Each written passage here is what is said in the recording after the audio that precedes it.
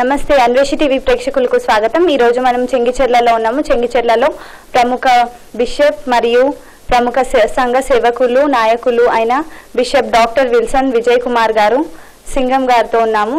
ఈ రోజు ఆయనతో special effective interview. Praise Lord bishop గారు। ప్రైజ్ లార్డ్ అమ్మా। బిషప్ గారు మీరు ఎంతవరకు చదువుకున్నారు? మీ బిషప్ గా పట్టాభిషేకం ఎప్పుడు జరిగిందో చెప్తారా? తప్పకుండా ముందుగా అన్వేషి టీవీ ప్రేక్షకులందరికీ, క్రైస్తవ సోదరులందరికీ, విశ్వాసులకు, స్నేహితులకు యేసుక్రీస్తు నామములో ప్రత్యేకంగా ప్రైజ్ లార్డ్ తెలియజేస్తున్నాను। కృతజ్ఞతలు కార్యక్రమాలన్నీ కూడా క్రైస్తవ సమాజానికి, బీద బలహీన వర్గాలకు సహాయకరంగా ఉన్నాయని చెప్పడానికి నేను సంతోషిస్తున్నాను। యాజమాన్యాన్ని ప్రత్యేకంగా అభినందిస్తున్నాను। ఈ సమయంలో నా దగ్గరకు వచ్చి ఇంటర్వ్యూ తీసుకుంటున్నటువంటి సిబ్బందిని బట్టి ప్రత్యేకంగా థ్యాంక్స్ చెప్తున్నాను। మరి యాంకరింగ్ చేస్తున్న అలీవా అండ్ సుధాకర్ కూడా థ్యాంక్స్ చెప్తున్నాను। మరి నేను చదువుకున్నాను, చాలా చదువుకున్నానమ్మా। మరి నేను సెక్యులర్ స్టడీస్ అంటే BA చేశాను, తర్వాత LLB చదువుకున్నాను, తర్వాత MBA చదువుకున్నాను ప్రైవేట్గా। ఆ తర్వాత BD అనగా bachelor of divinity bishops college కలకటాలో మరి 84 నుండి 88 వరకు 4 ఇయర్స్ అక్కడ వేదాంత విద్యను అభ్యసించాను BD। తర్వాత డోర్నకల్ డయాసిస్లో CSIలో రెవరెండ్గా 1988లో అభిషేకించబడి పరిచర్య చేయొచ్చు। మరి 96వ సంవత్సరము డోర్నకల్ డయాసిస్ ద్వారా CSI ద్వారా ఇంగ్లాండ్ దేశంకి వెళ్ళి అక్కడ master of arts in mission studies Selly Oak Birmingham యూనివర్సిటీలో చదువుకున్నాను। దాని తర్వాత మళ్ళీ నేను ఇండియాకి తిరిగి వచ్చిన తర్వాత 99లో సౌత్ కొరియాకి వెళ్ళాను। అక్కడ SDM అనగా స్టడీ ఆఫ్ దళిత్ మింజుంగ్ థియాలజీ చదువుకున్నాను।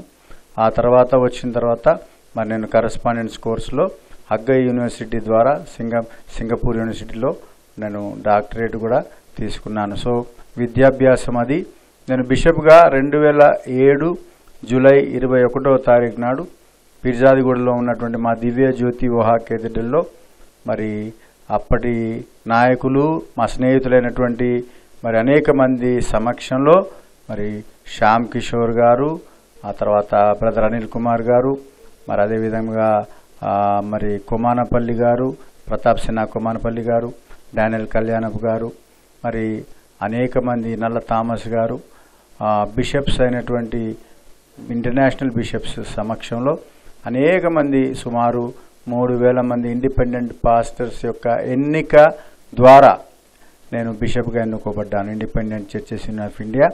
మరి దానిలో భాగంగా నన్ను బిషప్గా అభిషేకించారు, పట్టాభిషేకం పొందింది 2007లో।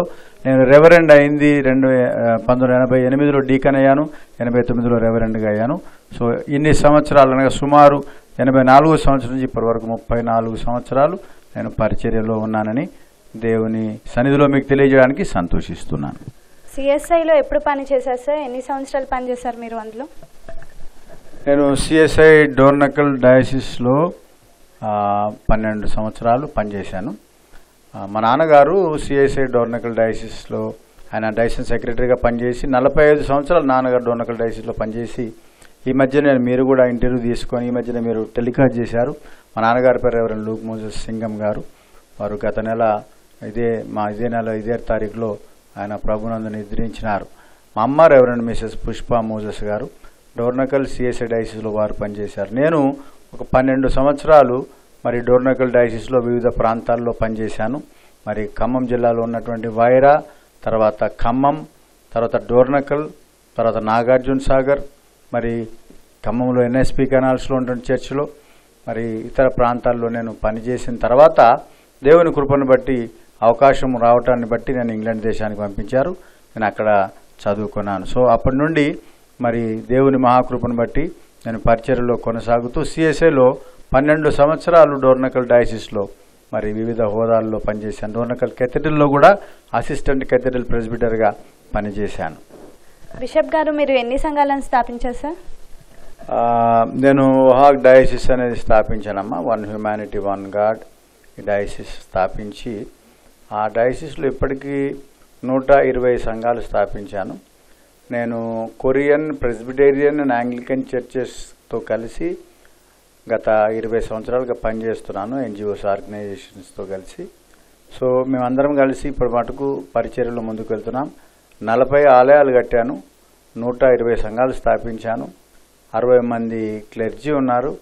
మరి సుమారు 1,00,000 మంది ప్రజలకు నేను మరి బిషప్గా ఉన్నాను. ఎక్కువ శాతం గ్రామాలలో సంఘాలలో సంఘాలు స్థాపించడం, గ్రామాల్లో పరిచర్య చేయటం, గ్రామాల్లో ఉన్నటువంటి మరి బీద బడుగు బలహీన వర్గాల పాస్టర్స్ ఎవరైతే చర్చిల ద్వారా కూడా నిర్లక్ష్యానికి గురవుతారో, చర్చిలే కూడా ఎవరైతే పట్టించుకోరో అటువంటి పేద బిడ్డలను దేవుని పిలుపున్న వారిని, దేవుని మీద ఆసక్తి ఉన్నవారు, అంటే నిజంగా ఆసక్తి ఉన్నవారు ఉన్నారు.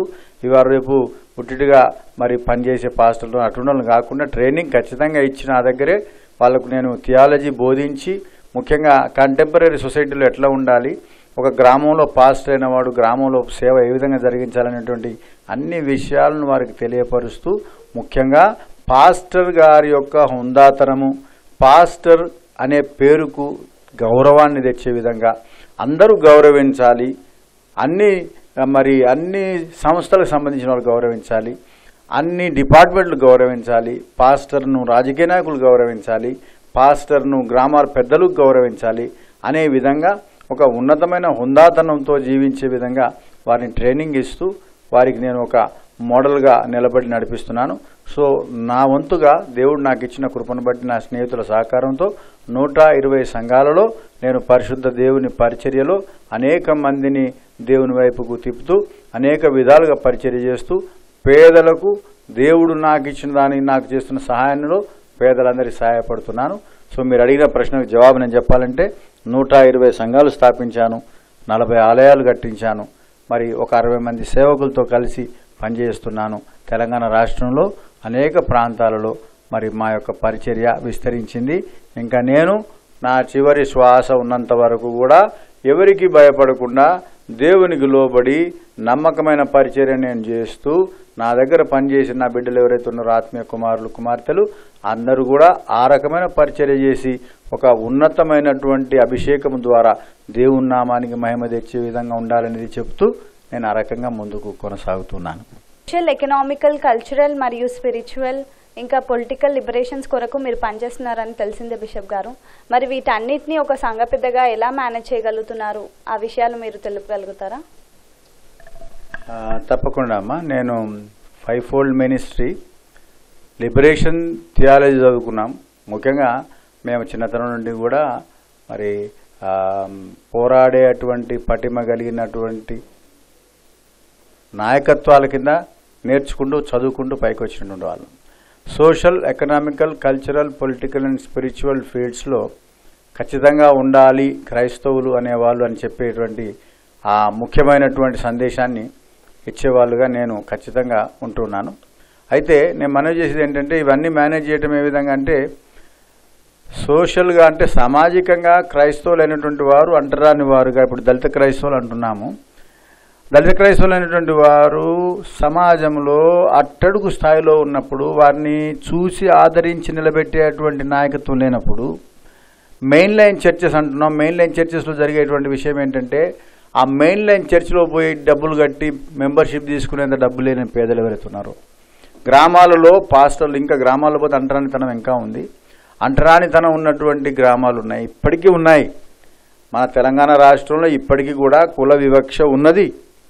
అటువంటి వివక్ష ఉన్నటువంటి ప్రాంతాలలో వెళ్ళి ఆ ప్రజలను, మన సమాజాన్ని నిలబెట్టగలిగి ఉందాగా వాళ్ళని ఏ రకంగా వాళ్ళను మరి చైతన్యవంతులు చేయగలుగుతున్నది క్రైస్తవ సమాజం ఏ విధంగా ఆలోచిస్తుంది, యేసుప్రభు సువార్త ఏ విధంగా వెళ్తుంది అనేటువంటి ఉద్దేశంతో సోషల్, ఎకనామికల్గా అనగా ఆర్థిక పరంగా కూడా మన క్రైస్తవులు, మరి పేదలైన క్రైస్తవులు చాలా అణగారిన స్థితిలో ఉన్నారు. అటువంటి వారిని పైకి తీసుకురావడం కొరకు ఏ రకమైనటువంటి ప్రాజెక్టులను టేకప్ చేయాలని ఎన్జిఓస్తో మాట్లాడి నేను నా వల్ల మీరు అడగొచ్చు ఇన్ని గ్రామాల్లో మీరు ఏ విధంగా చేస్తున్నారని.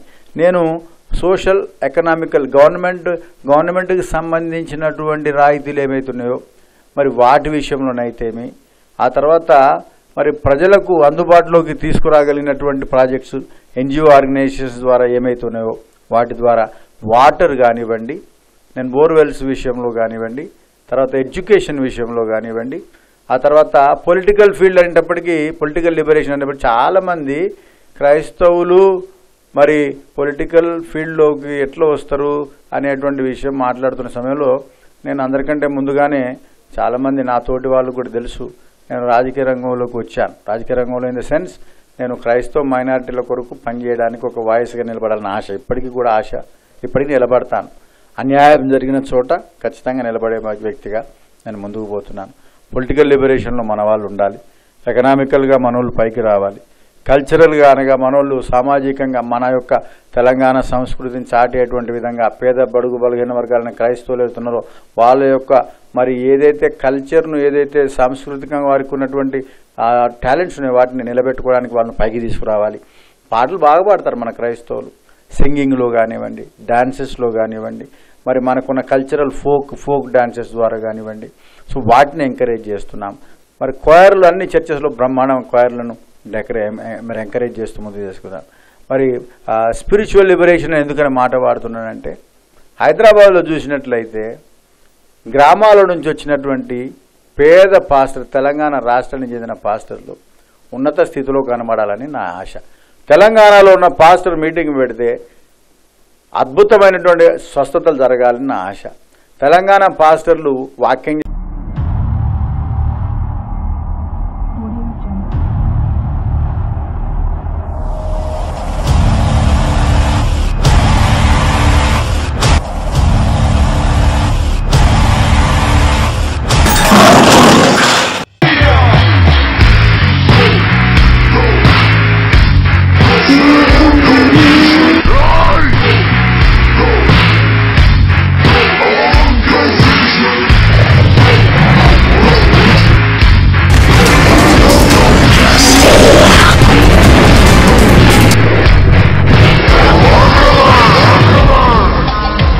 వేలాది మంది వినాలని నా ఆశ.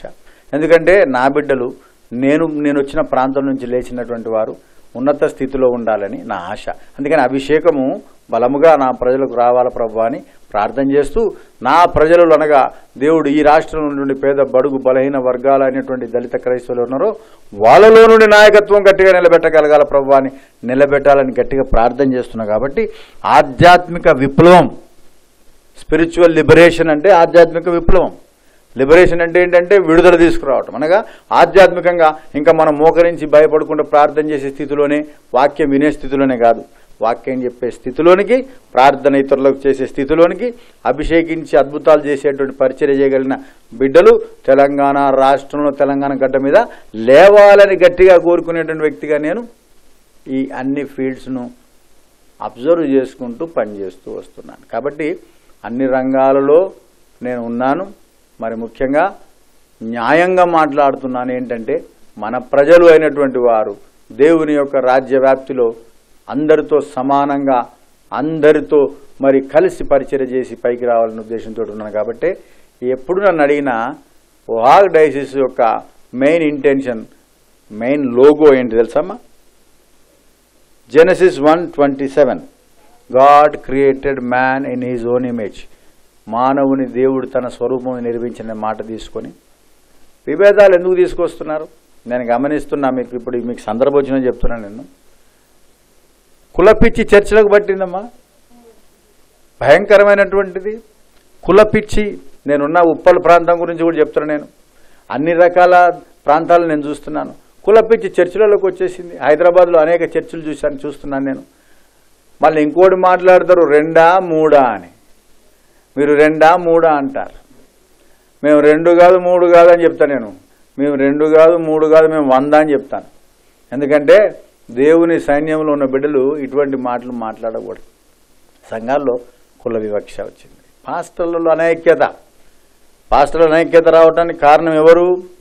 వీడు మనోడా కాదా? వీడు మనోడైతే మనం కలుసుకొని మనం సపోర్ట్ చేద్దాం. మనోడు కాబట్టి వాడు పెట్టిన మీటింగ్ కూడా పోవద్దు. నేను చూస్తున్నా చాలామందిని. చాలామంది మనం చాలా విచారకరం. క్రైస్తవులుగా ఉండి ఇంకా ఇటువంటి మాటలు మాట్లాడే దుస్థితిలో ఉన్నాం. ఇది ఒక పెద్ద విషయం. అయితే రెండోది కూడా నేను ఈ సమయంలో చెప్పాలనుకుంటున్నాను. నన్ను ఎవరు వ్యతిరేకించినా ఇప్పటికే నాకు చాలామంది శత్రువులు ఉన్నారు, నా గురించి చెడుగా మాటలు ఉంటారు. దానికేం బాధపడట్లే. కానీ ఇది కూడా పాయింట్అవుట్ చేస్తున్నా మీ టీవీ ద్వారా. రీజనలిజం తీసుకొచ్చినారు. ఇప్పుడు రీజనలిజం అంటే తెలంగాణ రాష్ట్రం, ఆంధ్రప్రదేశ్ రాష్ట్రం విడిపోయింది, సంతోషం.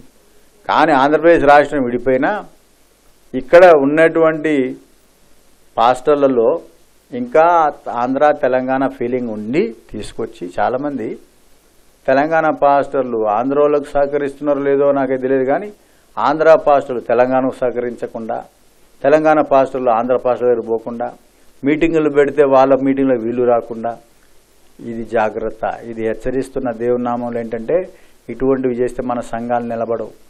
మనల్ని అన్యులు ఈజీగా అటాక్ చేస్తారు. చర్చల మీద దాడులు వచ్చి మనతోటి మనల్ని కొట్టిపిస్తారు. మన ఏళ్ళతోటి మన కన్ను పొడిపిస్తారు. మనం కూర్చున్న కొమ్మను మనం నరుక్కుంటున్నారు పోయి వాళ్ళే కొట్టుకుంటారు. మనం అవసరం లేదని మా దగ్గరికి ఎవడు కూడా రాడు, సువార్త కూడా ఎవడు వినడు. ఎందుకంటే మన చర్చలు కులాల పేరున విడిపోతున్నాయి, ప్రాంతాల పేరున విడిపోతున్నాయి. పాస్టర్లు కూడా ఆ రకమైనటువంటి పరిస్థితులు ఉన్నారు. నువ్వు ఉన్నవేమో ఆ విధంగా ఆలోచించుకో. నన్ను చూడటం కాదు, నేను చెప్పేది వినటం కాదు. నేను చెప్తున్నా యాజ్ ఎ బిషప్గా, నన్ను ఎవరినైనా అనమనండి, నేను ఒక వ్యక్తికి సపోర్ట్ చేస్తాడు ఇంకొకటి చేయడని చెప్పి ఎవరినైనా అనమనండి. లేదు, నేను అందరితో కలిసిపోతాను, అందరితో కలిసి పని చేస్తున్నాను. క్యాథలిక్స్తో పని చేస్తున్నాను, సిఎస్ఐతో పని చేస్తున్నాను, యాంగ్లికన్స్తో పని చేస్తున్నాను, మెథడిస్ట్లో పని చేస్తున్నాను, పెంతెకోస్తలతో పని చేస్తున్నాను, ఇండిపెండెంట్లతో కలిసి పని చేస్తున్నాను. మనకు బ్రాడ్ మైండ్ ఉండాలి. అందుకనే మేజర్ విజన్ లేకపోతే పరిచర్య చేయలేం. మేజర్ విజన్ ఏంటి తెలుసా? ప్రతి మనిషిలో దేవుని స్వరూపం చూడగలిగినారు. బిషప్స్ కాలేజ్ చదువుకున్నాను, సందర్భోచనం చెప్తున్నాను. మదర్ తెరీసా గారి ఆశ్రమంలో పనిచేశాను. మదర్ తెరీసాను కలిసే మహాసువర్ణ అవకాశం దేవుడు నాకు ఇచ్చాడు. 3 సార్లు ఆమెను కలిశాను. ఒక్కసారి ఆమెతో మాట్లాడాను, ఆమె పాదాలకు నమస్కారం చేశాను. ఆమె చేతులు నా తల మీద పెట్టి దీవించింది. ఆ దీవెన అభిషేకం తీసుకున్న నేను, అందరినీ దీవించి అభిషేకం పొందుకున్న నేను, ప్రవక్త ఓవర్ గారి ద్వారా అభిషేకించబడి తైలంతో ఆ హస్తమును అందరి మీద పెట్టే నేను, నా కన్నులు పెద్దవిగా ఉండాలి అంటే, నా హృదయం పెద్దదిగా ఉండాలి అంటే, యేసు ప్రభు నా హృదయంలో ఉంటే ఈ వివక్షకర కనబడుతుంది. ఇంకా ఈ 2, 3 నాకెందుకు కనబడతాయి? ఆంధ్ర తెలంగాణ నాకెందుకు కనబడుతుంది? నేను వ్యతిరేకించేది ఎవరిని తెలుసా? అనైక్యతను ఎంకరేజ్ చేసే వాళ్ళను వ్యతిరేకిస్తున్నా. అనైక్యతను వ్యతిరేకించే వాళ్ళను ఎంకరేజ్ చేసే వాళ్ళని వ్యతిరేకిస్తున్నా. ఇప్పటికీ నేను జ్ఞాపకం చేస్తున్నా, హై టైం ఇది క్రైస్తవ సమాజానికి. మనము ఒక్కటైపోవాలి, ఈ రీజనలిజం తీసుకురాకూడదు. తర్వాత నేను పైన ఉంటా, నువ్వు కింద నా కింద ఉండు అనే యాటిట్యూడ్, అది సర్వింగ్ యాటిట్యూడ్ కాదు. అప్పుడు నేనే పెద్ద, ఇప్పుడు నేనే పెద్ద అంటే అది సర్వింగ్ యాటిట్యూడ్ కాదు. పాదాలు గడిగే పరిచర్య చేయమన్నాడు, కానీ పాదాలు గడిగించుకునే పరిచర్య చేయమని చెప్పలేదు యేసు ప్రభు. కాబట్టి మనవి చేస్తున్న ఈ టీవీ దీని ద్వారా నా ప్రేక్షకులందరికీ, ముఖ్యంగా క్రైస్తవ సోదరులకు, చర్చిలలో ఈ అనైక్యతను రూపుమాపే కంకణం ముందు కట్టుకోవాలి. లేకపోతే యేసు ప్రభు యెరూషలేం దేవాలయంలో రూకలు మార్చువారిని, గువ్వలను అమ్మువారిని, బల్లలు పడద్రోసి ఆయన కొరడా తీసుకొని, తాడు తీసుకొని కొరడా తయారు చేసి ఉగ్ర రూపం చూపించాడు. ఆయన ఎంతో కోపంగా ఊగిపోతూ ఒక్కొక్కరిని మ్యాన్ హ్యాండిల్ చేసినాడు, తోసివేసినాడు, అందరినీ కొట్టినాడు కొరడాతోటి. అటువంటి దుస్థితి పాస్టర్లకు వస్తుంది, సంఘాలకు వస్తుంది. ఇది రానేయకండి. ఎవరికి వారు నేనే గొప్ప, నేనే గొప్ప, నేనే గొప్ప. ఇప్పుడు టీవీలో ఒకటి వచ్చినాయి. ఈ టీవీలలో ప్రతి ఒక్కరూ చెప్పడం మొదలుపెట్టినారు. ప్రతి ఒక్కరూ వాళ్ళ యొక్క సొంత సెల్ఫ్ రైచియస్నెస్ చూపించుకోవటం. నేను ఒక ఆయన అంటాడు, నేను ప్రార్థన చేస్తే 1000 మంది స్వస్థపరచబడ్డారు అంటే, ఇంకొక ఆయన అంటాడు, నీకు 1000 అయినా నేను ప్రార్థన చేస్తే 4000 మంది స్వస్థపరచబడ్డారు అంటాడు. ఇంకొక ఆయన అంటాడు, నీకు 4000 మంది, నేను ప్రార్థన చేస్తే నా మీటింగ్ 1,00,000 మంది వస్తారు, నేను చాలా గొప్పగా చేస్తున్నా, నా దగ్గరికి వచ్చిన వాళ్ళు కార్లు వస్తున్నాయి, బిల్డింగ్లు వస్తున్నాయి, బంగ్లాలు వస్తున్నాయి, అమెరికా పోతుండ్రు. ఈ సువార్తను ప్రకటించుకుంటూ బొమ్మని యేసు ప్రభు చెప్పలేదు. యోబు గ్రంథం చూసిన యోబుని జ్ఞాపకం చేసుకుందాం. యెహోవా ఇచ్చిన యెహోవా తీసుకుని అనే విశ్వాసం కలిగిన బిడ్డలను సిద్ధపరచాలి. ఈ రోజులలో మనం అంత్య దినాల్లో ఉన్నాం, రాకడ సమీపంగా ఉంది. యెహోవా ఇచ్చను, యెహోవా తీసుకొని అనే ఆ సువార్త ప్రకటించే దైవజనులు లేవాలి తప్ప, మీరు ప్రభువుని నమ్ముకుంటే అవి వస్తాయని చెప్పండి. యేసు ప్రభు దగ్గర ఏముండండి, జేబుల పైసలు ఉండేడు. పక్కన ఆయన అడిగిండు, కైసరుకు పన్నించడం న్యాయమా అంటే, ఒక నాణ్యం ఉంటే అని పక్కన ఆయన అడిగిండు. యేసుప్రభు వేసుకున్న అంగీరికి కూడా జేబులు ఉంటాయి, కానీ జేబులో డబ్బులు లేవు యేసుప్రభుకి. యేసుప్రభు డబ్బులు నమ్ముకోలే. యేసుప్రభు అనుకుంటే వస్తాయి, కానీ యేసుప్రభు అనుకోలే. ఆయన దృష్టి వేరు, మన దృష్టి కూడా యేసుప్రభు దృష్టిలాగా ఉండాలని సమయంలో చెప్తూ నేను ఈ టీవీ ద్వారా మనవి చేస్తున్నాను. This is high time, high time, high time, high time, high time. We should unite ourselves. ఎవరు గొప్ప కాదండి. Nobody is great, nobody is superior, nobody is righteous. Only God himself, Jesus himself is righteous. అదే అర్థం చేసుకొని we need to really commit ourselves, we need to really serve the Lord, we need to really follow the Lord in the same way as Jesus showed his example when he lived on this earth. I said, I have met Mother Teresa, I worked in her ashram for 2 months, and I have taken her blessings. I spoke to her, I touched her feet. She told me, if you are really committed, serve people so that you will be serving the Lord. Serve the needy people. That is the service. నువ్వు service చేయవు, సంఘాలు కట్టుకుంటున్నావు, ఆలయాలు కడుతున్నావు. ఇక నీ చర్చికి ప్రజలు రావాలంటే రకరకాలైనటువంటి మరి ప్రకటిస్తున్నావు, అనౌన్స్ చేస్తున్నావు, రకరకాలైనటువంటి పాలసీలు ప్రకటిస్తున్నావు, రకరకాలైనటువంటి రాయితీలు ప్రకటిస్తున్నావు. నేను చాలా విచారంతో ఈ మాట బాధతో చెప్తున్నా. ఏంటంటే ఎవరెవరినో పిలుచుకొచ్చి ఎవరెవరినో పొగుడుతూ ఎవరెవరినో గొప్ప చేసుకుంటూ నేను నిలబడాలి, నా సంఘం నిలబడాలి, నేను గొప్ప అని చెప్పుకోవాలి. ప్రతి పాస్టర్లలో చాలామంది ఈ రోజులో చూస్తున్నాను నేను అది. కాబట్టి మనవి చేస్తున్నా, ఈ కుల వివక్ష, ఈ రీజనల్ ఫీలింగ్స్ ఇవన్నీ తీసుకొస్తే మనము నిలబడలేము. ఐక్యంగా ముందుకు కొనసాగాలంటే యేసు ప్రభులాగా పాదాలు గడిగే పరిచర్య చేసిన నాడు మనల్ని చూసి ప్రజలు వీళ్ళు నిజమైన క్రైస్తవులు అంటారు. అదమ్మా నా హృదయంలో ఉన్న ఆలోచన.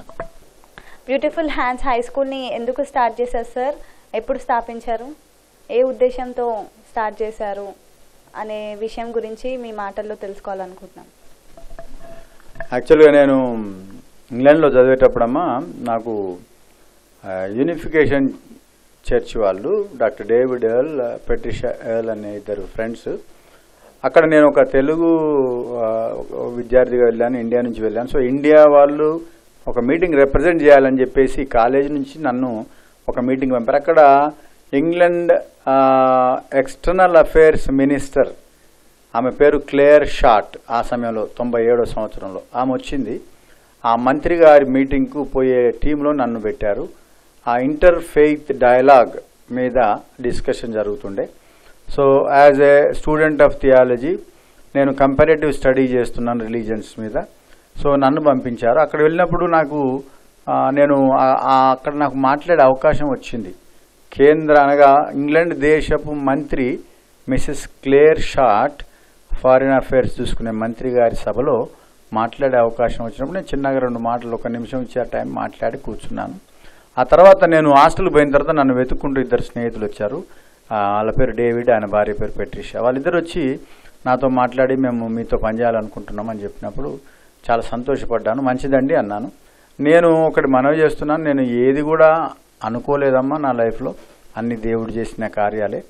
నన్ను చూసి చాలామంది అనుకుంటారు నేను చాలా ప్లాన్డ్, చాలా అందరినీ ఆకట్టుకొని పిలుచుకొని ఏదో సంపాదించుకుంటున్నాడు అనే ఆలోచన కూడా అందరికీ ఉంటుంది. జనరల్గా న్యాచురల్, దానికి నేనేం తప్పు పట్టడం లేదు. కానీ జరిగిన వాస్తవం, వాళ్ళు నన్ను వెతుకుంటూ వచ్చినప్పుడు నేను సరే అని చెప్పాను. వాళ్ళు ఇండియాకి వచ్చారు. వచ్చినప్పుడు ఒక చిన్న హోమ్ పెట్టుకున్నాం మేము. దాని పేరు ఇంటర్ ఫెయిత్ చిల్డ్రన్స్ హోమ్ అని పెట్టాం. వాళ్ళు అడిగారు నన్ను, హోమ్ పెడతారా మీరు అంటే నేను పెడతానని ఒక 15 మందితో 20 మందితోటి చిన్న చిల్డ్రన్స్ హోమ్ 98వ సంవత్సరం నేను పిర్జాదిగూడలో ప్రారంభించాను. అప్పటి తెలుగుదేశం మంత్రి విజయరామారావు గారు, సిబిఐ మాజీ డైరెక్టర్, వారితో ఓపెన్ చేయించాను ఆ హాస్టల్. అప్పటి నుంచి కూడా నాకు పరిచయాలు ఉన్నాయి అందరితో. సో ఆయన వచ్చి ఓపెన్ చేశాడు. ఆ 20 మందితోటి పోయి 40 మంది అయింది హోము. ఆ హోమ్ నడుస్తూ నడుస్తూ నడుస్తూ సుమారు 16 సంవత్సరాల మటుకు కూడా 17 సంవత్సరాల మటుకు ఇప్పటికి పిర్జాదిగూడలో ఆ బిల్డింగ్ ఉంది. అందులో నేను ఆ హోమ్ నడిపించాను. అది చిన్న స్థలం, నా స్నేహితుడు గిఫ్ట్ ఇస్తే దాంట్లో కట్టుకున్నాను. అక్కడ చిన్న స్థలం. వాళ్ళు నాకు ఇంగ్లాండ్ నుంచి కొంత సపోర్టు ఎన్జిఓస్ సహాయం చేశారు. ఇక్కడ ఫండ్స్ కొంత రేజ్ చేసుకుని నడిపాను. ఆ తర్వాత నేను చేసే పరిచర్యను, నేను చేస్తున్నటువంటి సేవను మా స్నేహితుడు కొరియాలో ఉన్నటువంటి sharing for future organization head father Kyong Yang Song, father Song అంటాం, హీ ఈజ్ ద వన్. ఆయన ఫాదర్ యూన్ అన్నాడు, గ్రెగరీ యూన్, మా ఫ్రెండ్ ఇంగ్లాండ్లో చదువుకున్న ఆయన చెప్పిండంట, బిషప్ సింగం ఇక్కడ హైదరాబాద్లో, ఇండియాలో, తెలంగాణ ప్రజల మధ్య, చిన్నపిల్లల మధ్య మంచి చేశాడు పరిచర్య. Is a good person, good friend, dynamic man, అందరితో కలిసి ఉంటాడు అని నా గురించి కొంచెం మంచిగా చెప్పినందుకు నాకెవరో ఆయన తెలియదు కానీ ఇండియాకి వచ్చినాడు. వచ్చి నాకు ఫోన్ చేసామనంటే ఐఎమ్ కమింగ్ టు యూ, నేను మిమ్మల్ని చూడాలనుకుంటున్నాను, మీ గురించి విన్నాను అని కొరియా నుండి వచ్చినాను. కొరియా దేశం నుండి నన్ను చూడడానికి వస్తున్న సంతోషమే కదా. మనకు ఎవరైనా వేరేటోళ్ళు వేరే దేశంలో అంటే మనకు చాలా సంతోషం ఉంటుంది కదా. సో నేను కూడా సంతోషపడ్డా. మేబీ ఆయన వచ్చాడు. వచ్చిన తర్వాత ఒక వారం రోజుల పాటు నాతో పాటు ఊర్లన్నీ తిరిగిండమ్మా, నా విలేజెస్ అన్నీ తిరిగాడు. నాకు ఆశ్చర్యమైంది, ఇంత కమిట్మెంట్, ఇంత డెడికేషన్ ఏంటి వీళ్ళు, ఇంత అన్ని సంపన్న దేశానికి సంబంధించిన వాళ్ళు, వీళ్ళకి ఇంత కమిట్మెంట్ డెడికేషన్ ఏంటిది. నాతో పాటు రాత్రులు ప్రయాణం చేసేవాడు. నేను విలేజ్లలో పోతుంటే వచ్చేవాడు. వచ్చిన తర్వాత నేను చూసి పోయేటప్పుడు ఎయిర్పోర్ట్లో ఆయన వదిలిపెట్టి ఆయన వెళ్తున్నప్పుడు చెప్పిన మాట ఏంటి, bishop Singam, I like the way you work and you are so simple and I like your style and I'm so inspired. Then I want to establish a school for Dalit children. నీకు ఇక్కడ ఫెసిలిటీస్ సరిగా లేవు, మీ పిల్లలందరూ మీ గ్రామాలు చూశాను, ఆ పిల్లలకి education అవసరం. సో నేను స్కూల్ ఎస్టాబ్లిష్ చేద్దాం అనుకుంటున్నా, నీకేమైనా అభ్యంతరమా అన్నాడు. నాకేమైనా అభ్యంతరమా అంటే నేను అనుకున్నాను, స్కూల్ కట్టమని నేను అడగలేదు, మరి స్కూల్ కడతానని ఆయన అంటున్నప్పుడు నేను అభ్యంతరం చెప్పడానికి నేనెవరిని, ఇది దేవుని ఏర్పాటు అంటే ఇట్లనే ఉంటుంది కావచ్చు, గాడ్స్ ప్లాన్ ఇట్లుంటుంది కావచ్చు, మనం అంత పెద్ద గ్రేట్గా ఆలోచనలు చేస్తాం, అన్నీ ఏది కాదు, ఇది దేవుని ప్రణాళిక చొప్పున ఆయన ఇక్కడ తీసుకురాబడ్డాడు. ఆయన మాట్లాడుతున్న ఏర్పాటు. నేను ఐ వాజ్ ఓవర్వెల్మ్డ్, హ్యాపీగా, ఎస్ ఫాదర్ నేను తప్పకుండా సంతోషంగా అంగీకరిస్తున్నా అని చెప్పాడు. మరి చెప్పిన తర్వాత ఆయన వెళ్ళి నన్ను ఇంగ్లాండ్ పిలిచిన, కొరియాకు పిలిచినాడమ్మా. కొరియా దేశం పోయాం, నేను నా భార్య. పోయినప్పుడు మమ్మల్ని ఇద్దరిని ఒక మారుమూల గ్రామానికి తీసుకుపోయినాడు. సుమారు సియోల్ పట్టణానికి 400 మైళ్ళ దూరంలో ఉండేటువంటి ఒక గ్రామానికి పోయాం కారులో. దూరం పోయిన తర్వాత అక్కడ ఒక పాస్టర్ గారిని కల్పించాడు. ఆ పాస్టర్ గారి తండ్రి ఒక పెద్ద మనిషి, ఆయన మరణిస్తూ ఆయన చనిపోయినప్పుడు ఆయన పాస్టర్ లైఫ్లో వచ్చిన డబ్బులు ఏదైతుందో ఆ యొక్క నిధి, ఆ డబ్బును కొడుక్కిస్తూ ఏం చెప్పిండట, ఇది నీకు ఇవ్వటం లేదు, ఇది పేద బిడ్డల కొరకు ఎవరైనా స్కూల్ కానీ హాస్టల్ కానీ కడితే వాళ్ళకి సహాయం చేయడానికి ఇది ఇస్తున్నానని ఆయనకి ఇచ్చినాడట. ఆ పాస్టర్ గారు మా ఫ్రెండ్ ఫాదర్ సాంగ్ ద్వారా నా గురించి విని మమ్మల్ని అక్కడికి పిలిచి మాకు ఈ స్కూల్ కట్టడానికి డొనేట్ చేసి ఇక్కడికి వచ్చి ఈ స్థలం కొని ఈ స్కూల్ కట్టి 3 సంవత్సరాల వరకు వాళ్ళు సపోర్ట్ చేస్తామని చెప్పి మాకు కొరియన్ ఎన్జిఓ తరఫున మాకు ఈ స్కూల్ సపోర్ట్ చేస్తున్నారు. ఇంత ఓపెన్గా నేను చెప్తున్నా, దిస్ ఈజ్ ద ఫ్యాక్ట్. వాళ్ళు ఎస్టాబ్లిష్ చేసిన ఈ స్కూల్లో ఇప్పుడు నేను 100 మంది పిల్లలకు ఉచిత భోజన విద్యను కల్పిస్తూ వాళ్ళకు పేద పిల్లలకు మంచాలలో పండుకోలేని వారికి మరి కాట్లు మంచాల్లో పడుకునే అవకాశం, చక్కటి డైనింగ్ హాలు, పైన క్లాస్ రూమ్స్, ఒక హై స్కూల్ స్థాపించి మరి టీఆర్ఎస్ గవర్నమెంట్కు సంబంధించినటువంటి ప్రభుత్వ ప్రధాన సలహాదారుడుగా అప్పుడున్నటువంటి మా అన్నగారు ఇప్పుడు ఎంపీ డి శ్రీనివాస్ అన్న చేతుల మీదుగా, మరి అదేవిధంగా డాక్టర్ టి రాజయ్య గారు, బండ కార్తిక చంద్రారెడ్డి గారు మాజీ మేయర్, మేరీ రవీంద్రనాథ్ గారు, ఆ తర్వాత పిడమర్తి రవి గారు ఎస్సీ కార్పొరేషన్ చైర్మన్, వీరందరి సమక్షంలో నేను ఈ యొక్క స్కూల్ను మరి బిషప్స్ సమక్షంలో ఓపెన్ చేశాను. ఓపెన్ చేసి ఈ స్కూల్ను నడిపించబట్టి ఇప్పుడు 1 సంవత్సరం. ఇంకా చాలా ఇబ్బందులు ఉన్నాయి, ఇరుకులు ఉన్నాయి, వాటన్నిటి గుండా మేము పోతున్నాం. మీరు ప్రార్థన చేయండి. ఈ స్కూల్ కూడా అనేకమైనటువంటి పేదలకు నిలయంగా ఉండి అనేక మంది డోనర్స్ వచ్చి సపోర్ట్ చేసి స్కూల్ను డెవలప్ చేయడానికి సహాయపడే విధంగా మీరు ప్రార్థన చేయాలని చెప్పి నేను టీవీ ద్వారా మిమ్మల్ని కోరుతున్నాను.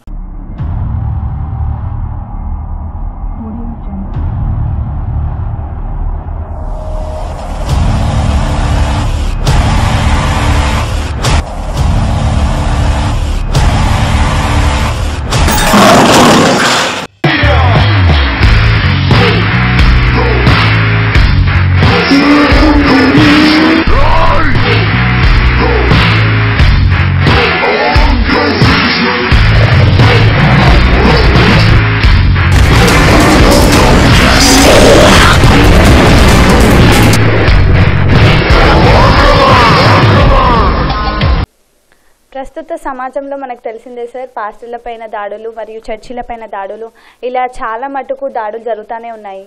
సో దీని గురించి మీరు ఎలా స్పందిస్తున్నారు, దీనికి సొల్యూషన్ ఏంటంటారు, అసలు ఈ దాడులు ఎందుకు జరుగుతున్నాయి అనే ప్రశ్న మీ ముందు ఉంచుతున్నాను సార్. దీని గురించి మీ మాటల్లో చెప్తారా? చాలా బాధాకరమైనటువంటి విషయం అమ్మ. ఒక మనిషిని ఇంకొక మనిషి కొట్టేటువంటి అధికారం ఎవరికి లేదు, చంపే అధికారం ఎవరికి లేదు. ఇది చాలా పైశాచికమైనటువంటి మరి కార్యం. ఈ విధంగా మన దేశంలో జరగటం అనేది చాలా ఆశ్చర్యం. ఎందుకంటే మన దేశాన్ని సెక్యులర్ దేశం అని చెప్పి చాలా గర్వంగా బయట దేశాలకు పోయి చెప్తూ ఉంటాం. ఇంకొక విషయం ఏంటంటే, భారత ప్రధానమంత్రి ఏ దేశానికి వెళ్ళినా మన దేశానికి సంబంధించినటువంటి పవిత్ర గ్రంథమైన భగవద్గీతను తీసుకుపోయి ఇతర దేశాల సంబంధించినటువంటి ప్రెసిడెంట్లకు గౌరవంగా గిఫ్ట్గా ఇస్తూ పోతున్నారు. బైబిల్ విషయంకి వచ్చేటప్పటికి, బైబిల్ పంచినప్పుడు మొన్న జరిగిన కేఎస్ స్వామి గారి మీద దాడి, ఇవన్నీ చూసినప్పుడు భారతదేశం సెక్యులర్ దేశమేనా అన్న డౌట్ నాకు వస్తుంటుంది. ఎందుకంటే ఒక పక్క సెక్యులర్ అని చెప్తున్నారు. సెక్యులర్ అని అంటే అర్థం ఏంటంటే, భారతదేశంలో ఉన్న మతాలన్నిటికీ కూడా మత స్వేచ్ఛ ఉన్నది, మత స్వాతంత్రం ఉన్నది. The biggest democratic country in the nation in the world is India. So when you speak of democracy, this big democracy, where you have people from different religions, Hindu, Muslim, Christian, Sikh, Jainist, Zoroastrianist, Buddhist, రకరకాల మతాలకు సంబంధించినటువంటి అనేక మంది, తర్వాత కమ్యూనిస్టులు, తర్వాత నాస్తికులు, అనేక రకాలైనటువంటి వ్యక్తిత్వాలు, భావాలు కలిగినటువంటి కోట్ల మంది ప్రజలు జీవిస్తున్నటువంటి ఈ దేశాన్ని సెక్యులర్ దేశంగా అభివర్ణించినటువంటి శక్తులే ఈ దేశంలో క్రైస్తవ మతాన్ని రూపుమాపుదాం, మేము 2021 లోపల క్రైస్తవులు దేశంలో ఉండకుండా వాళ్ళను సమగ్రంగా నాశనం చేస్తాం, చంపేస్తాం అంటే, అసలు నేను అడిగే ప్రశ్న ఏంటంటే, బేసిక్గా మేము ఒకప్పటి హిందువులు ఇప్పటి హిందువులు రెండుగా విడిపోయిందని చిన్మయానంద స్వామి గారు ఒక మాట ఒక సందర్భంలో అన్నట్టు విన్నాను. దేశం భారతదేశంలో ఉన్నది ఒకప్పటి హిందువులు, ఇప్పటి హిందువులు. ఒకప్పటి హిందువులు అంటే మేము అందరం, మా తాత ముత్తాతలందరూ కూడా హిందువులే కదా అంటున్నారు. సంతోషమే. జనరల్గా మాట్లాడదాం, సోషల్ జస్టిస్ రూట్లో మాట్లాడదాం, డిబేట్ చేసుకుందాం, దీన్ని చర్చ దీని మీద జరగాలి. అసలు మత మార్పిడులు ఎందుకు జరుగుతున్నాయి, అసలు మతాలు ఎందుకు మారుతున్నారు, అసలు మతం ఎందుకు మారారు, దీనికి కారణం ఎవరు? అంటరానితనాన్ని, మనవాదాన్ని పెంచి పోషించింది క్రైస్తవులు కాదే. బ్రాహ్మలు, వైశ్యులు, క్షత్రియులు, శూద్రులు అని చెప్పి అవయవాలలో ఎక్కడెక్కడి నుంచి పుట్టినవారు ఎవరని చెప్పేసి నలుగురిని 4 క్లాసులు చేసి, అదములుగా పంచములుగా అంటరాని చేసి ఊరి బయట పెట్టి, అంటరాని వారు ఊరి బయట ఉన్న అవుట్ కాస్ట్స్, అన్టచబుల్ అవుట్ కాస్ట్స్గా. తెలంగాణ సైడు బాంచన్ దొర అంటాం. బాంచన్ అంటే మేము బాంచన్ చిన్నప్పుడు బాంచను అంటే ఏందో అనుకునేది. తర్వాత మా జ్ఞానం వచ్చినాక అడిగి తెలుసుకున్నాను. ఏంటంటే బాంచను అంటే కాదు, నేను నీ బానిసను అని అర్థం. బానిసను దొర కాలుముక్త. ఆ దౌర్భాగ్య స్థితి. ఇంకోటి, మేము నడిచిన వీధులలో మీరు మళ్ళీ వెంటనే చీపురుతో ఊడిపించేశారు. మేము మా పాదాల ముద్ర కూడా పడకూడదుగా.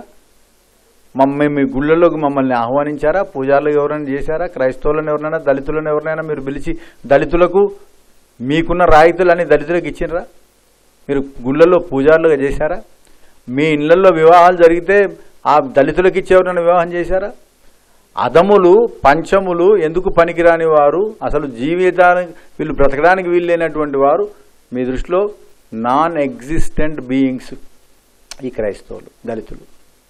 ఇటువంటి దళితులను మిషనరీలు వచ్చి చదువు చెప్పి యేసుప్రభును సువార్త ప్రకటించినప్పుడు, యేసుప్రభు దగ్గర అంటరానితనం లేదు కాబట్టి, యేసుప్రభు మమ్మల్ని రమ్మన్నాడు కాబట్టి మేము యేసుప్రభు దగ్గర పోయినాం. యేసుప్రభు దగ్గరికి పోతుంటే మీకు బాధ అవుతుంది. ఎందుకు బాధ అవుతుంది అంటే, యేసుప్రభు దగ్గరికి పోతున్నాను. మరి యేసుప్రభు దగ్గరికి ఎందుకు పోతున్నాం మేము? ఇది మీరు ఆలోచన చేయటం లేదు. ఇప్పుడు ఇంకా బాధాకరమైన విషయం ఏంటంటే, సెక్యులర్ అని చెప్తున్నారు.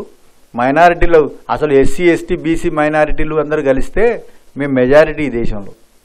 మేము మెజారిటీగా ఉన్నప్పుడు మేము రిజర్వేషన్లు ఇచ్చే స్థితి, మొన్నటి దినం మీటింగ్లో చెప్తున్నాడు మంత్రి గారు, మన మాజీ కేంద్ర మంత్రి గారు, మా అన్న సర్వే సత్యనారాయణ చెప్పినారు, మేము రిజర్వేషన్ ఇచ్చే స్థాయికి ఎదగాలి మనం అన్నాడు. ఎందుకంటే ఎస్సీ, ఎస్టీ, బీసీ మైనారిటీలు ఏకమైతే ఎవరైనా దాడి చేసేది మా మీద, దాడి చేసే ధైర్యం మీకు ఉంటుందా?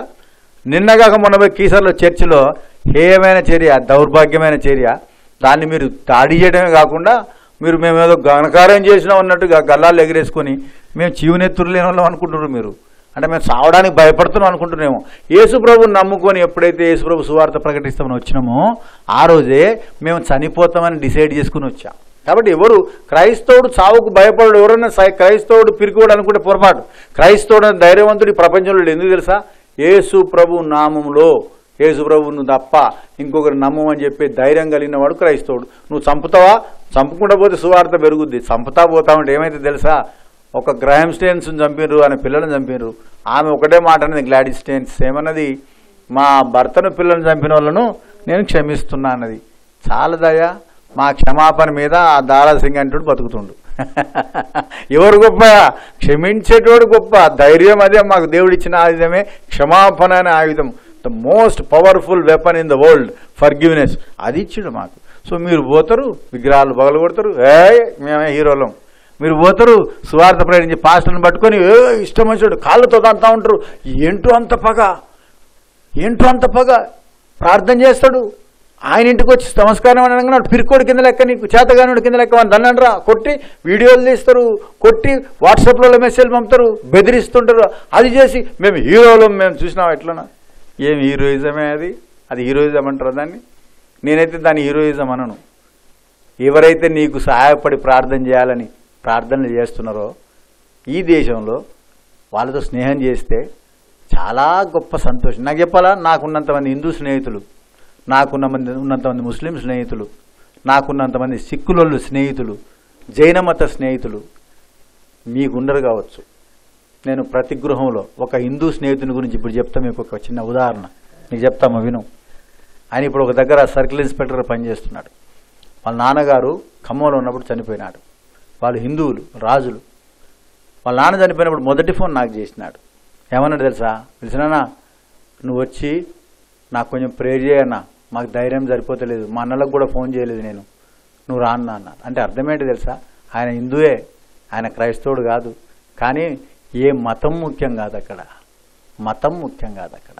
ప్రేమ ముఖ్యం, స్నేహం ముఖ్యం, త్యాగం ముఖ్యం, సహాయం చేయటం ముఖ్యం. ఇవి మేము చేస్తున్నాం. భయపడాల్సిన అవసరం ఏం లేదు. మేము ఎంతమంది ఈ దేశంలో ఏమనంటే మతాలు మారుస్తున్నారంటారు. మేము ఎంతమంది ఉన్నాం ఈ దేశంలో? మా పర్సంటేజ్ ఎంత? మేము ఇక్కడ నుండి ఏం అన్యాయం చేస్తున్నాం? చాలా పొరపాటు. ఇటువంటి దౌర్భాగ్య సంఘటనలు చేయకుండా ఉండండి. ఎందుకంటే మన దేశం యొక్క ఖ్యాతి నిలబడాలంటే అన్ని మతాలను ప్రేమించాలి. మేము మెజారిటీ కాబట్టి మైనారిటీలను కొడతాం అని అంటే మైనారిటీలంతా తిరగబడితే కష్టమేది. జాగ్రత్త. ఎస్సీ, ఎస్టీ, బీసీ మైనారిటీలు ఎవ్వరికి కూడా భయపడరు. ఎందుకంటే మా దగ్గర పోరాడితే పోయేది ఏం లేదు. మేమంతా బడుగు వర్గాలం, అట్టడుగు నుంచి వచ్చిన వాళ్ళం. మాకున్న ఆస్తులు లేవు, మేము సంపాదించుకున్నది ఏం లేదు. మేమంతా రోడ్ల మీద నుంచి పేద స్థితిలోంచి వచ్చిన వాళ్ళమే. మమ్మల్ని చేస్తే మేము తిరగబాటు చేసే పరిస్థితి వస్తుంది. అందుకని మనవి చేస్తున్నా, క్రైస్తవులు మంచివాళ్ళు, వాళ్ళని ప్రేమించండి. ఇటువంటి దౌర్భాగ్య పనులు పూనుకొని మేము హీరోలము, మేము చూసినావా, మమ్మల్ని చూసి భయపడి పారిపోతున్నారు. క్రైస్తవుడు ఎవడు పారిపోడు, క్రైస్తవుడు ఎవరు భయపడరు. క్రైస్తవుడు క్రీస్తుకు తప్ప ఎవడికి భయపడడు. ఇది నిజమైన క్రైస్తవుడు గురించి నేను చెప్తున్నా. కాబట్టి ఈ దాడులు దౌర్భాగ్యమైనటువంటి చర్య ఇటువంటివి చేయకండి. దేశ ప్రతిష్ట నిలబెట్టేది ఏంటి తెలుసా? ఒక హిందూ, ఒక ముస్లిం ఇంట్లో వచ్చి భోజనం చేయాలి. ఒక ముస్లిం, ఒక క్రైస్తవుడు ఇంట్లో వచ్చి భోజనం చేయాలి. ఒక క్రైస్తవుడు ఇతర మతాల దగ్గరికి వెళ్ళి ప్రేమతోటి వాళ్ళ ఇళ్లలో సహవాసం చేసి భోజనం చేయాలి. అటువంటి స్నేహాన్ని పెంపొందింపజేసుకున్నప్పుడే మన కలలు కన్న భారతదేశం అది. ఇది కాదు ఎవరో పెరుగుతున్నారు, మీరు పూజలు చేస్తారు, ఎన్నో పండుగలు చేస్తారు, మేము వస్తాం, మీరు చూస్తారు. కానీ మేము మైకులు పెట్టుకుంటే పాస్టర్లను కొట్టడము, ఇండిపెండెంట్ పాస్టర్లను పట్టుకొని తనటము, వాళ్ళని పట్టుకొని కొట్టేసి రే ఎవరు చెప్పుకుంటో చెప్పుకోపో అనటము. తర్వాత మరి చాలా గర్వంగా ఏదో హీరోయిజం చేసినట్టుగా చెప్పి, this is a shameful thing. I request you, don't repeat this. This is not good. And I am telling you, nobody is afraid of you. We are afraid of our God, our Lord Jesus Christ only. So keep that in mind. Friends, encourage and friendship encourage and let us live together. Let us love each other. Because this country, ఈ దేశమే ప్రేమకు సాదృశ్యమైన దేశం కాబట్టి సోషల్గా మరి అందరం కలిసి జీవించాలనేటువంటి వర్తమానాన్ని ఈ అన్వేషి టీవీ ద్వారా, ఈ వీడియో ద్వారా మీకు తెలియజేస్తున్నాను. Thank you sir. Independent churches union of ఇండియాకు ప్రెసిడెంట్గా మరియు ఓహాంగ్ in one human one God డయోసెస్కి బిషప్గా మరియు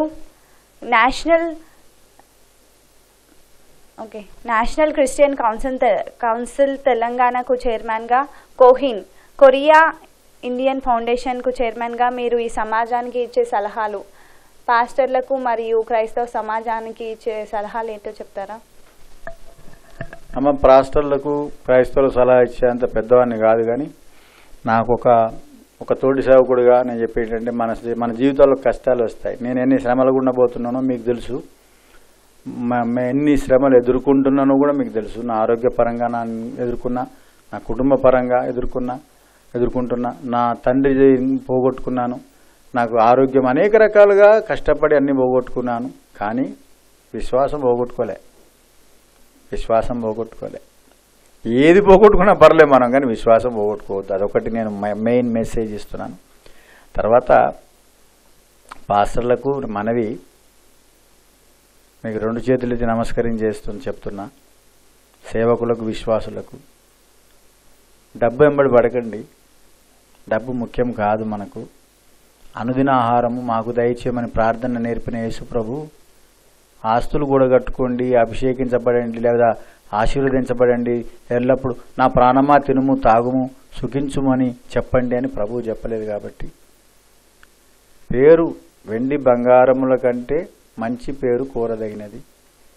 మంచి పేరు నాకుందా మీకుందా అని అనుకుంటే మనం పరీక్షించుకుంటే దేవుని దృష్టిలో ఎవరికి మంచి పేరుందో మనం దేవుడు సాక్ష్యం చెప్పాలి. కాబట్టి నా సలహా ఒకటే, అన్ని రంగాలలో మన క్రైస్తవ బిడ్డలు నాయకత్వం వహించే విధంగా చర్చిలలో పాస్టర్స్ వారిని ప్రిపేర్ చేయాలి. తర్వాత చిన్న చిన్న ఇష్యూలు, చిన్న చిన్న వాటిని పెద్దగా చేసి చూపించేటట్టుగా మనం ఉండకూడదు. గౌరవము, హుందాతనము, గొప్పతనము, పరిచయం చేసే విధానము, ఇవి చాలా ముఖ్యమైనవి. ఇవి నేర్పించి సమాజంలో క్రైస్తవ బిడ్డలను మంచి నాయకులుగా నిలబెట్టాలి. చాలామంది ఏం చేస్తున్నామంటే మెయిన్లైన్ చర్చెస్ చూసి చర్చి పాలిటిక్స్ అంటారు. ఒక ఆయన అంటారు నాతోటి, బాబు నేను చర్చి పాలిటిక్స్లో ఇప్పటికి 40 years నేను ఈ పాలిటిక్స్లో ఉన్నప్పుడు అంటాను. నేనన్న చర్చి పాలిటిక్స్ ఏంటి అండి అని అడిగిన.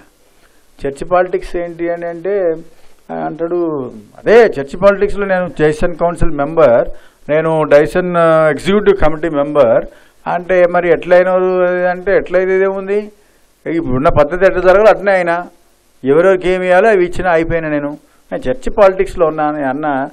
ఏమయ్యా చర్చిల పాలిటిక్స్ ఏందా, బయటికి పోయి రాజకీయం చేయి. బయట రాజకీయ పార్టీలు 100 ఉన్నాయి, ఏదో ఒక పార్టీలు చేరు. ఒక పెద్ద నాయకుడిగా, ఒక కార్పొరేటర్గా, ఒక ఎమ్మెల్యేగా, ఒక ఎంపీగా, మాకు రిజర్వేషన్ జనరల్గా పోయి కొట్లాడు, ప్రజలకు సేవ చేయి. ఏదో రకంగా నువ్వు ఒక నాయకత్వాన్ని వహించేటువంటి వ్యక్తి అయితే బయటికి రా. చర్చిల రాజకీయం, ప్రెసిడెంట్ అట, సెక్రటరీ అట, కమిటీ మెంబర్ అట, ఈయన ఇంకొకటట, ఆయన ఇంకోటట, ఈయన అది అమ్ముకుంటాడు, ఆయన ఇది అమ్ముకుంటాడు. ఈయన మంచోడు కాదట, ఆయన మంచోడు కాదట, ఈయన ఒక్కడే మంచోడట. నన్ను అడుగుతే చాలామంది, బిషప్ గారు మీరు ఆయనకుతో మంచిగా మాట్లాడుతున్నారు, ఆయన ఇంటికి ఆయన దగ్గరికి పోతున్నారు, ఆయన బ్యాక్గ్రౌండ్ తెలుసా మీకు అంటారు. నేనన్నా నాకు ఆయన బ్యాక్గ్రౌండ్ తెలియదు, ఫ్రంట్ గ్రౌండ్ తెలియదు. నాకు తెలిసేదాళ్ళు ఒకటే గ్రౌండ్, అందరిని అన్కండిషనల్గా ప్రేమించే గ్రౌండ్ ఒకటే తెలుసు నాకు. ఆయన గ్రౌండ్ నేను చూసుకుంటూ పోతే మరి ఆయన నా గ్రౌండ్ చూస్తే, ఆ ఆయన నా గ్రౌండ్ చూస్తే, పైన ఆయన మన గ్రౌండ్ చూసిండు అనుకోండి, మనం దేనికి పనికిరాం. కాబట్టి ఈ too much of politics in the church ఇది డేంజరస్. తర్వాత ఈ ఆస్తులు అమ్ముకోవటం, దౌర్భాగ్యపు స్థితి. ఎప్పుడో తాత ముత్తాతలు ఆస్తులు చర్చలు మనకు సంపాదించి పెడితే మనం ఏం చేస్తున్నామండి? లక్షలు కోట్ల రూపాయలు అమ్ముకోవటం, ఇది చాలా సిగ్గు. ఇటువంటి పనులు చేయకుండా పాస్టర్ అనేవాడు నేను గమనిస్తున్నానని మనవి చేస్తున్నా. ఏంటంటే ఆ లోపల కాంపౌండ్లో ఉండి బాయిల కప్పలగా ఇదే లోకం అనుకోకండి. మన కళ్ళు మనల్ని బయట చర్చలే కాదు, బయట సమాజం అంతా చూస్తుంది. ఎందుకంటే we are in the society, church is in the eyes of people. ప్రజల కళ్ళలో చర్చిలు ఉన్నాయి, ప్రజలు గమనిస్తుంటారు. కాబట్టి అందరికి హక్కు ఉంటుంది. చర్చలు జరిగేటి బయట అడిగే రోజులు వస్తున్నాయి. ఇప్పుడు క్రైస్తవులు అడుగుతారు కదా, ఏమైనా ఇది స్థలం అమ్ముకున్నామని క్రైస్తవుడు అడగానే ఈ లోపల ఉన్న క్రైస్తవుడు కూడా ఉంటాడు సపోర్ట్ ఆయనకి, అమ్ముకున్నోడికి. వాడు వస్తాడు డబ్బులు తీసుకుని కొట్లాడడానికి. కోర్టుల కేసులు వేసుకుంటున్నారు. మేము చూసుకుంటాం పోండి, మేము చూసుకుంటాం అంటున్నారు. అన్నిటికీ మేము ఇంకోటి తెలుసా, ఈ రాజకీయ నాయకుడి దగ్గరికి ఒక ఆయన పోతే ఆ రాజకీయ నాయకుడి దగ్గర ఇంకొక ఆయన పోతుంది. అక్కడ పోయి ఏం చేస్తున్నారు? చేతులు కడుకుని నిలబట్టమే. గట్టిగా మాట్లాడితే ఒక ఫోటో దిగి వస్తారు, తెల్లారి పేపర్లు వేయించుకుంటారు. మాకు ఈయన సపోర్ట్ ఉంది, మాకు ఆయన సపోర్ట్ ఉంది. మీకు యేసుప్రభు సపోర్ట్ లేదా? మీకు దేవుని సపోర్ట్ లేదా? ఏలియా కాకులతో ఆహారం పంపించిన దేవుడు నీకు సాయం చేయట్లేదా? చేయలేడా? లేడా? ఇప్పుడు లేడా ఆ దేవుడు? ఇప్పుడు ఆ యేసుప్రభు లేడా? ఇప్పుడు ఆ జీవం కలిగిన దేవుడు లేడా? ఏమన్నా నిన్న యాంకర్ నేను అడుగుతున్నా, లేదా జీవం కలిగిన దేవుడు? జీవం కలిగిన దేవుడు నమ్ముకుంటున్నావు, వాక్యం చెప్తావు, ప్రసంగం చెప్తావు, కానీ కష్టం ఉన్నా కానీ టక్కున ఫోన్ కొడుతున్నావు, వాళ్ళు ఇలా ఫోన్ కొట్టి మాట్లాడుతున్నావు. దేవుని మీద నమ్మకం ఉందా? అందుకే మనవి చేస్తున్న పాస్టర్లు మీకు నమస్కారం చేతులు ఎత్తి చెప్తున్నాను ఏంటంటే, దయచేసి ఆ దేవుని నామాన్ని కొంచెం హుందాగా పెట్టేటట్టుగా మనం చూడాలి. కష్టాలు వస్తాయి, నాకు వచ్చినాయి, నేను చెప్తున్నా కదా. నేను ఎన్నో శ్రమలు పడుతా పోతా ఉన్నా, అయినప్పటికీ విశ్వాసం కోల్పోవద్దు. నేను కోల్పోలేదు, మీరు కోల్పోకండి. మీకు కష్టాలు వస్తే మీరు అందరూ మంచి పరిచర్య చేస్తున్నారు. పేద బిడ్డ దగ్గర అనేక మంది మంచి మంచి పాస్టర్లు చాలా గొప్ప పరిచర్య చేస్తున్నారు. కానీ మనం చేసేది ఒకటే, మనల్ని ఏ చూపు కూడా వేరు చేయకూడదు, మన మీద ఏ దృష్టి పడకూడదు, ప్రభు దృష్టి మాత్రమే పడాలని ఈ సమయంలో చెప్తున్నాను. సో పాస్టర్లకు నేను ఇచ్చే సలహా, సంఘాలకు ఇచ్చే సలహా ఏంటంటే, మన ప్రభు నామాన్ని మనందరం కలిసి ముందుకు తీసుకెళ్దాం, ఐక్యపడదాం యేసునామంలో. హల్లెలూయా. సార్ చివరిగా సార్ పొలిటికల్ లీడర్గా కూడా మీరు పనిచేశారని తెలుసు సార్. మరి ఈ రంగంలో మీరు ఏ విధంగా పనిచేశారు, ఏ విధంగా ఎవరెవరితో పనిచేశారు ప్రముఖులతో, ఆ విషయాలు మాతో పంచుకోండి సార్. తప్పకుండా. నేను పొలిటికల్ ఫీల్డ్లో ఉండాలనే ఆశ నాకు చిన్నప్పటి నుంచి అమ్మ, రాజకీయ రంగంలో పైకి రావాలని ఆశ ఉండేది. ఎమ్మెల్యే కావాలా, ఎమ్మెల్సీ కావాలా, ఎంపీ కావాలని అనుకునేవాడిని. అయితే నేను 1980లోనే 81 సంవత్సరంలోనే నేను పి సుధాకర్ రెడ్డి గారు, ఇప్పుడు ఏఐసిసి మాజీ సెక్రటరీ, ఇప్పుడు ఎమ్మెల్సీగా ఉన్నటువంటి పొంగులేటి సుధాకర్ రెడ్డి గారితో కలిసి ఆయన నాయకత్వంలో పనిచేశాను. మరి ఎన్ఎస్యూలో పనిచేసిన, యూత్ కాంగ్రెస్లో తర్వాత పనిచేశాను.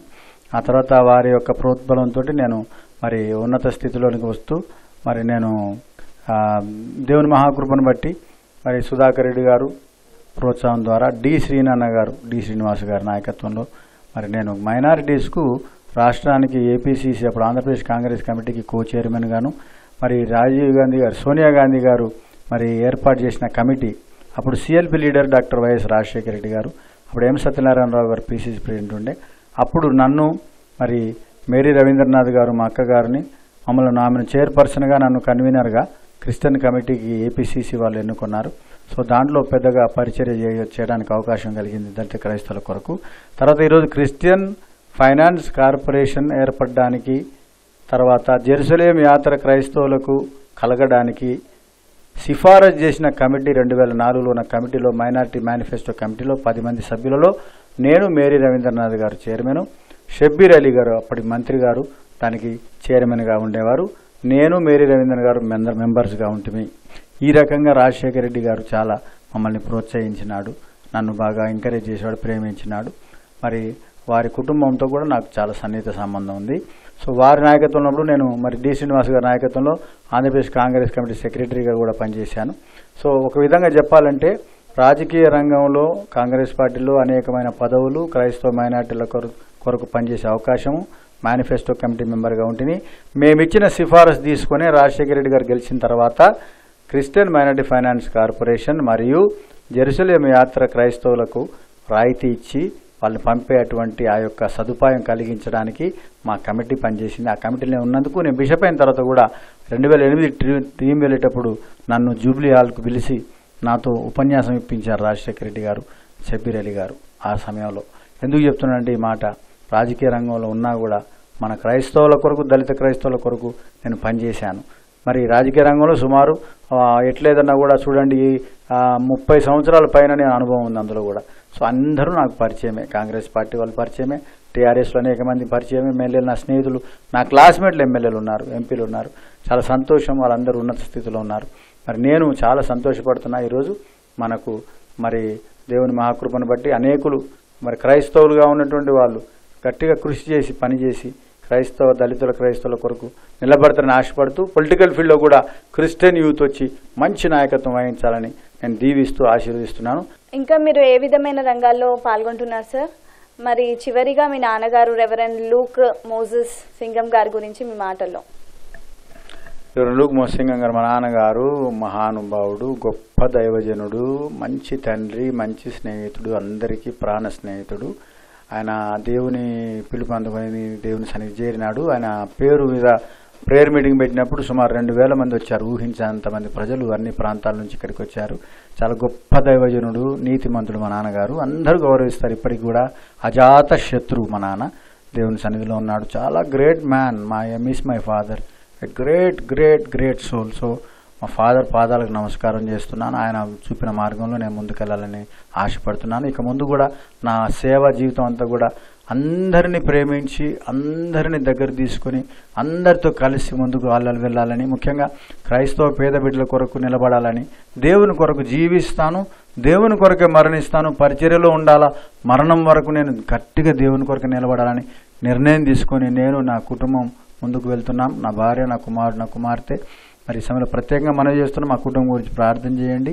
మాకు దేవుడు మమ్మల్ని కూడా క్షమించి బలపరిచి వాడుకొని పరిచర్యలో నిలబెట్టి ఇంకా అద్భుతంగా అనేకులకు సేవ చేసే విధంగా నడిపించే విధంగా ప్రార్థన చేయాలని కోరుతూ అన్వేషి టీవీ వారికి ప్రత్యేకంగా వందనాలు చెప్తాను. ఎందుకంటే అన్వేషి టీవీ ఛానల్ నేను యాజమాన్యము చాలా స్పందించే బిడ్డలు. నేను ఎప్పుడు సంతోషపడతా, ఎప్పుడు స్పందిస్తారు. మరి ముఖ్యంగా పేద పాస్టర్లు నాలాంటి పేదవాడి దగ్గర కూడా వచ్చారు. మీరు సంతోషం. నేను సైజులో చాలా పెద్దోడిని, కానీ మరి అందరు అనుకునేంత కాదు. కానీ అన్వేషి టీవీ వాళ్ళకు అన్వేషి అంటేనే అన్వేషించి పట్టుకుంటారు ఎవరైతే నిజమైన సేవకులో. సంతోషం. మాలాంటి ఇండిపెండెంట్లను మరి గతంలో మా సోదరుడిని మీరు ఇంటర్వ్యూ చేశారు, బిషప్ను. మరి అంతకుముందు పేదవాళ్ళను ఇంటర్వ్యూ చేశారు, పేద బిడ్డలను. మా నాన్నగారు మరణించినప్పుడు కూడా ఇంటర్వ్యూ చేశారు, మా ప్రేయర్ మీటింగ్ తీశారు.